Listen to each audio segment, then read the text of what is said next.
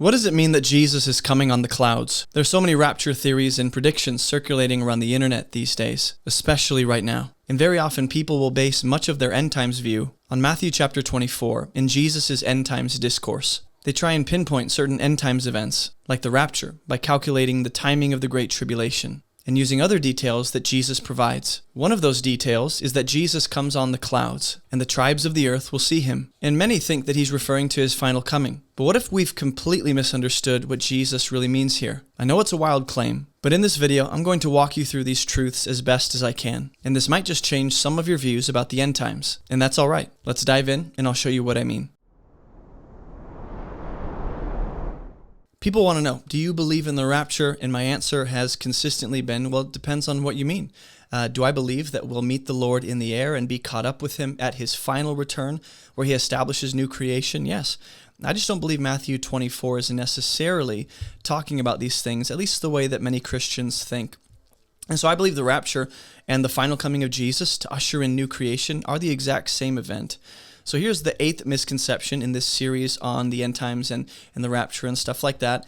The 8th misconception is that Jesus coming on the clouds, which I'll show you where we get this idea, that Jesus coming on the clouds right here, they will see the Son of Man coming on the clouds of heaven with power and with great glory. They think that this has to be a literal descent from heaven, riding on the clouds in a magnificently glorious way that is public, visible to the entire earth, in the exact detailed way and setting that he's described throughout this chapter. And my response is that doesn't necessarily have to be our only possible interpretation and option. I don't think we decide what Jesus means, we discover what he means. So I want to back us up a little bit and show you what I mean. If you go to verse 30, it says, "Then will appear in heaven the sign of the Son of Man." Okay?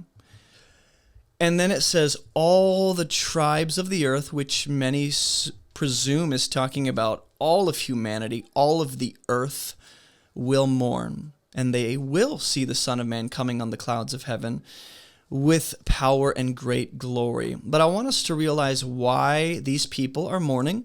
It's because they see this thing called the sign of the Son of Man. It is appearing in heaven. And I also want us to be thinking about how this is actually different from the coming of the Son of Man on the clouds, meaning the sign is different from the actual Son of Man coming on the clouds. Some people conflate the two. I think the sign foreshadows the coming. So whatever it means that he's coming, it is directly, in context, it's directly and exclusively to the tribes of the earth. Okay, so I got to say something real quick about the tribes of the earth right here. They are the ones that see the sign. They see the Son of Man coming, and they mourn because they know what this sign indicates about the Son of Man coming, right? They're mourning. So another legitimate translation for the Greek word translated earth here in English is land, meaning it doesn't have to just be all the tribes of the earth. A very legitimate translation can be the tribes of the land. And so what we often think of with the tribes are the nations and the tongues and all the different countries and peoples around the world, kind of like how we see in Revelation 7:9 and Revelation 11 verse 9. And there are other nation tribes that can be referenced throughout the Bible, but I want to say this very clearly. Very rarely is it referring to the nations when the Bible uses the term tribes. Nations, the nations of the world, are never referenced when you see the phrase or term tribes of the land or tribes of the earth. In other words, whenever you read the Bible and you see what we see right here, tribes of the earth, tribes of the land, it is never in reference, and you can test me on this. I'll be happy to admit that I was wrong, but I looked. It is never in reference to the nations of the earth or the world. The only examples I've come across were 3 out of 364 occurrences in the Bible. But besides these, all the other occurrences of tribes as in reference to the tribes of Israel and Jacob. So let me clarify. when the nations are referenced, you will never see the term or label tribes of the land or tribes of the earth. But 3 times in the Bible, when you see tribes, it is in reference to the nations, not tribes of the land, not tribes of the earth, just tribes. So with Ezekiel chapter 20, verse 32, you can go do your homework after this. It's talking about it uses the language, the tribes of the countries, not the tribes of the land or the earth. Revelation 7:9 and 11:9, the tribes, the peoples, and the languages. That's a reference to the nations. But it doesn't use the terminology, tribes of the land or earth. And I think this is very intentional and important that we recognize. In Genesis 25:16, we see the word tribes relating to the tribes of Ishmael, right? But there it's not tribes of the land or earth. So in other words, in the Bible, you'll see the tribes of the land in 35 passages. 33 out of those 35 times, it is the land of Israel that is in view. The only time that we see tribes of the earth in the New Testament or in the Bible, and I can do a quick search just to show you, not that we solely rely on the English rendering. Translators can make issues or make mistakes. Tribes of the earth. So you'll see that tribes of the earth only shows up 2 times. Matthew 24:30 and Revelation 1:7, okay? And what's interesting is in Revelation 1:7, he's coming on the clouds. Every eye see him. The tribes of the earth wail on account of him, okay? And you go, well, every eye, that seals it. We're talking about every human being on the planet that's alive to actually see and experience that. Let's just kind of walk through this. If we only see that twice, tribes of the earth here and in Revelation 1:7, it makes the most sense that to be consistent with the rest of the biblical narrative, it is most likely speaking of the tribes of the land, that being the tribes of Israel. It is very highly probable. It doesn't mean it's the only possible meaning, but to be consistent with the rest of Scripture as a witness, that seems to be the most likely case. And if that is the case, then Jesus specifically has Israel and the tribes of Israel in focus here when he says they will mourn because they will see with their own eyes the sign of the Son of Man in heaven.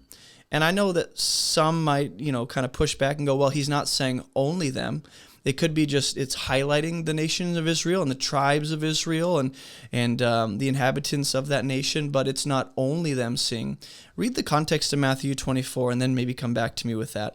But it says after they see the sign, then, after some undisclosed time frame, we're not told how long, just then they will see the Son of Man coming on the clouds. And this is where we get into the Son of Man coming on the clouds.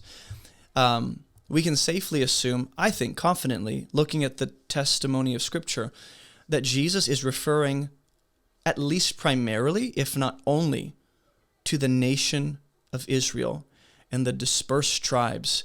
They seem to be in view here, either the dispersion and the Israelites that inhabit Palestine, or at least just the tribes of Israel that inhabit Judea. And remember, the sign of his coming is not the same as the reality of his coming on the clouds here. And I think that's an important distinction to make. The sign is what signals his coming, and then he comes, presumably in judgment, and I'll explain why. And you might compare this to the Noah story in Genesis 9, verse 3, where God gives a sign he will not destroy, right? But in Jesus' day, there is a sign that God is going to destroy. So if you want my take on the sign of his coming, you can find that video in our Matthew 24 playlist. You can go check that out. If you're wondering, well, what do you believe is the sign of the Son of Man? You can go watch that video. I'll try and remember to link it in the description of the video. But just so this isn't too long, the concept of Jesus riding on the clouds here, coming on the clouds in verse 30, okay? It's a very familiar image. You might think, that's a new idea for me. Not to the Scriptures, though.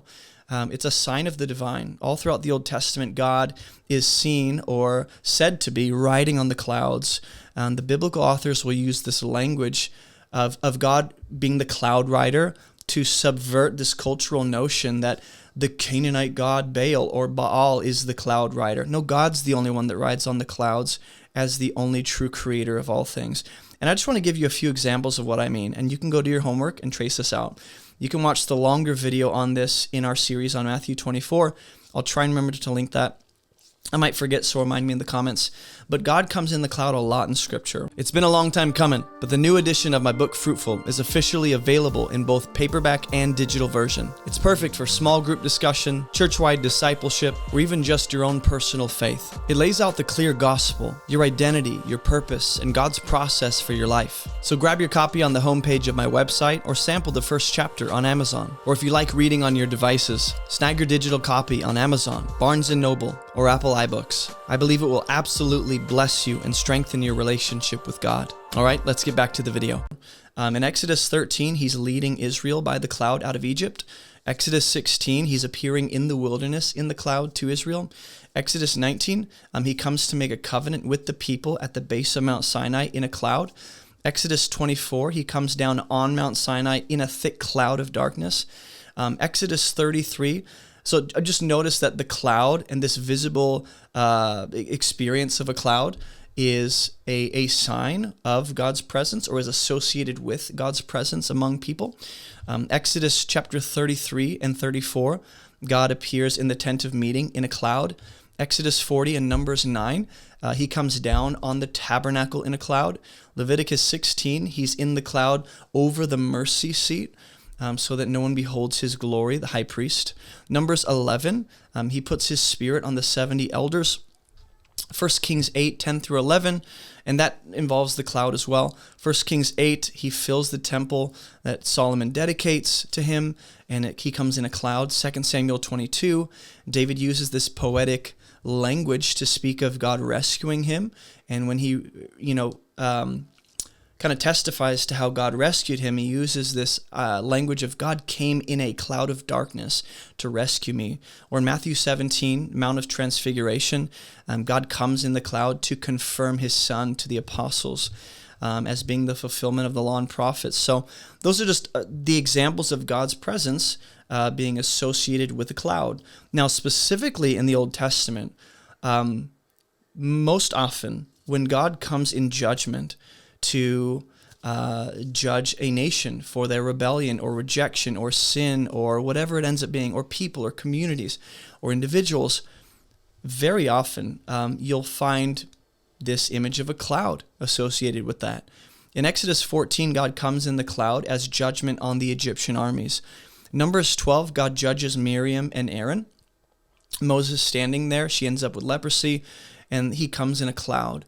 Judges 5, and we just link this all together and go, is it a coincidence that most often when God appears or shows himself in a grand spectacle way, that it involves a cloud, or when he comes in judgment, it involves this language of him riding a cloud, or a cloud is associated with that? Is that just a coincidence, or are we supposed to take note of that?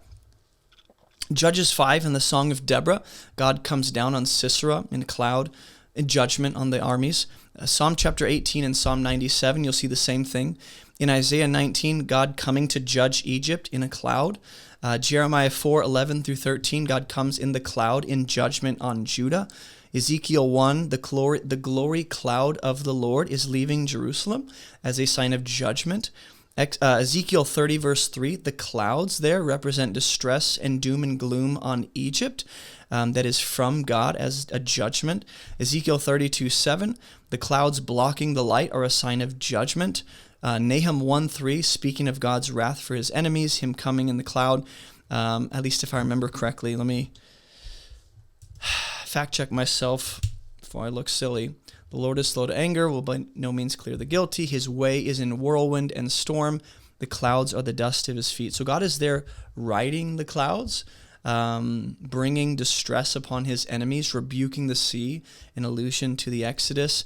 And then Zephaniah 1:15, God is coming in judgment and wrath on a day of clouds. So very often you'll see associated with God bringing judgment is he's riding on the clouds. He's coming in the clouds. There is a dark cloud that he's wrapped in, or that seems to be present, representing his judgment on that people or nation.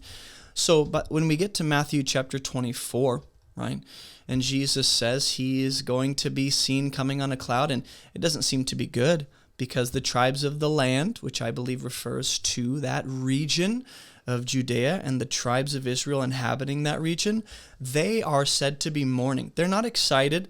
They're not anticipating and expectant. They're mourning because of what this sign indicates. It's ominous. And you can go watch my video on that sign. Daniel chapter 7, verse 13, if I can talk, has Jesus approaching the Ancient of Days after his resurrection and ascension, presumably. Daniel sees one like a son of man approaching the Ancient of Days, and he's coming on a cloud.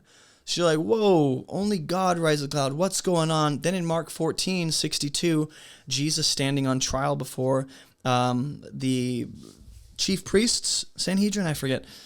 He's either way, he's being tried. He says, you'll see the Son of Man coming on the clouds. And I just want to take you there real quick, because this should give you chills considering Daniel's prophecy and everything we know about God coming in the clouds in the Old Testament.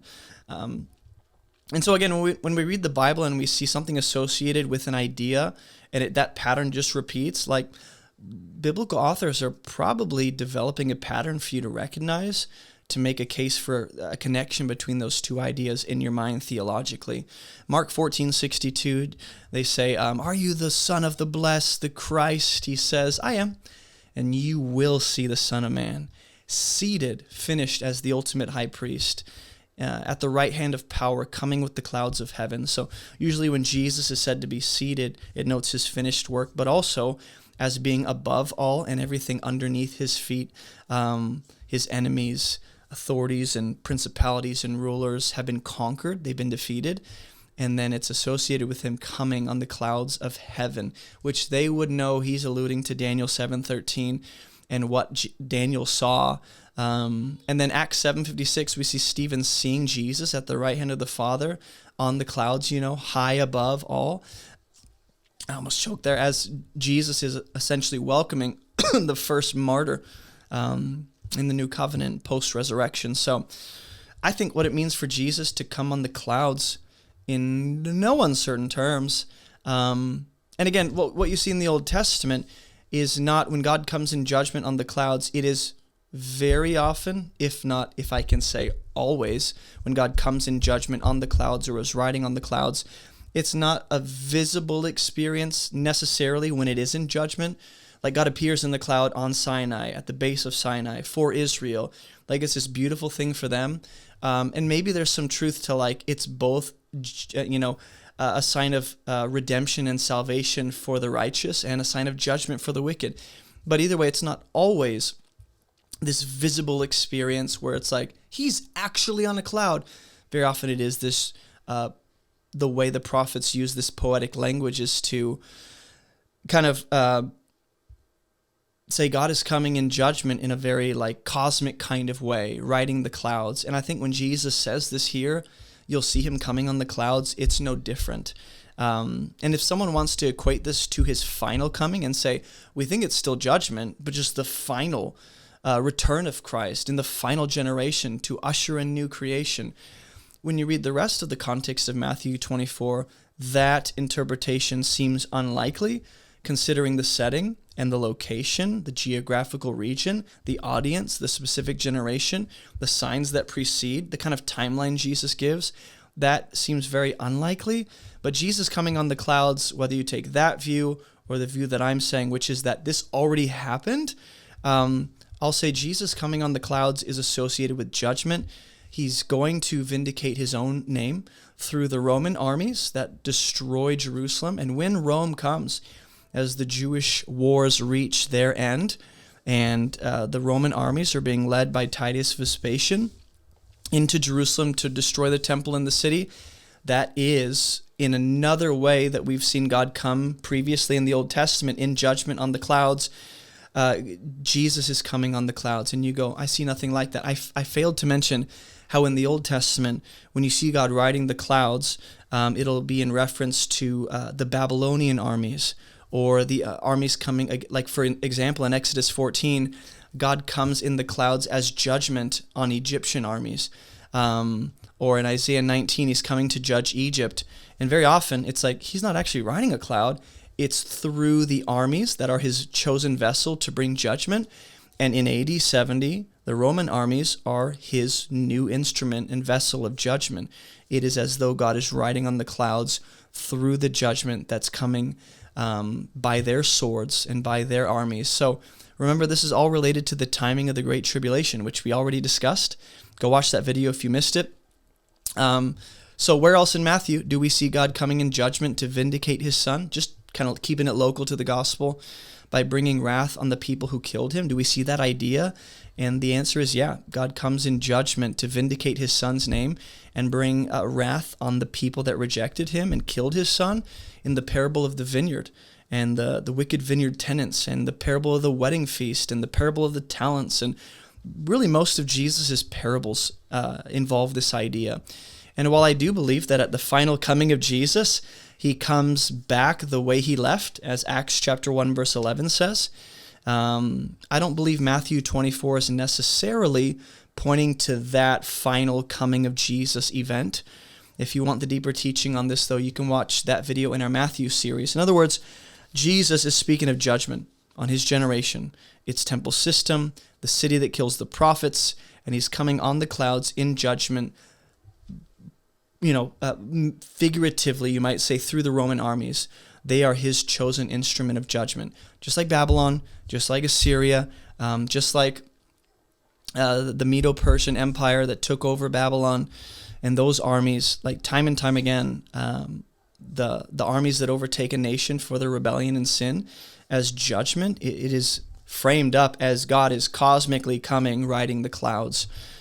So I don't believe this is his final judgment that's in view or final coming. That has not happened. To be clear, I don't believe that Jesus, the final coming of Jesus has happened.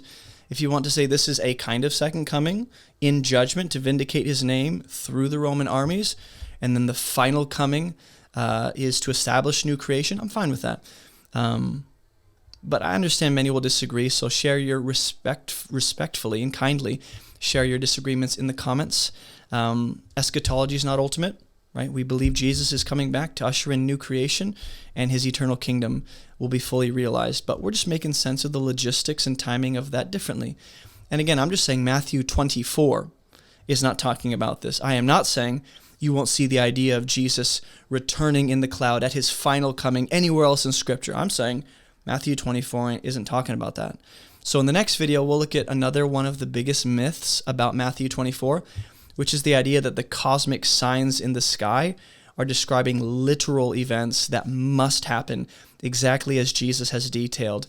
And if that's the case, what are the implications on our understanding of the end times and the rapture?